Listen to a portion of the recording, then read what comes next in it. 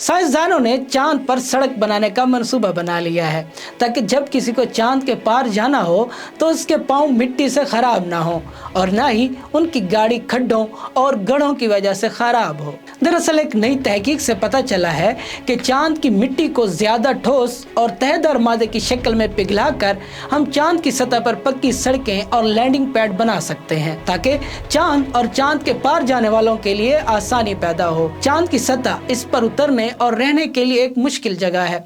जब जमीन से आने वाले लैंडर्स यहाँ उतरते हैं तो बहुत ज्यादा धूल उड़ती है और कम कशिश शक्ल की वजह से ये धूल जब एक मर्तबा छिड़ जाए तो इधर उधर उड़ने लगती है और बैठने का नाम नहीं लेती। मुश्किल ये है कि ये धूल लैंडर्स के आलात के अंदर जा सकती है और खराबी पैदा कर सकती है, क्योंकि नासा समेत बहुत से खिलाई इदारों का चांद पर मुस्तकिल अड्डे कायम करने का मंसूबा है ताकि वो इस पर बेहतर अंदाज में तहकीक कर सकें और साथ ही मरीख और निज़ाम शमसी में जाते हुए चांद रास्ते में पड़ाव के लिए काम देता है।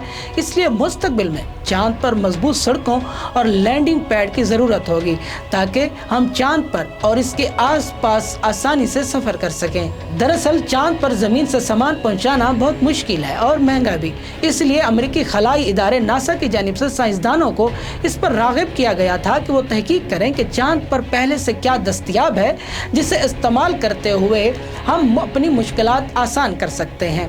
इसके बाद नई तहकीक में साइंसदानों ने इस बात का जायजा लिया कि क्या लेज़र का इस्तेमाल करके चांद की मिट्टी को किसी और काबिल ज़िक्र चीज़ में तब्दील किया जा सकता है।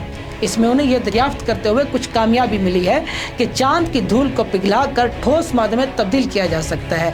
ये देखने के लिए उन्होंने मुख्तलिफ हुजम और किस्म की लेज़र शुआएं इस्तेमाल की ताकि देखा जा सके कि क्या नतीजा निकलता है। 45 मिलीमीटर कुतर की लेज़र बीम का इस्तेमाल सबसे बेहतर रहा, जिसकी मदद से चांद की मिट्टी से खोखली सहरुखी अशकाल बनाई गई जो हुजूम में तकरीबन 250 मिलीमीटर थी।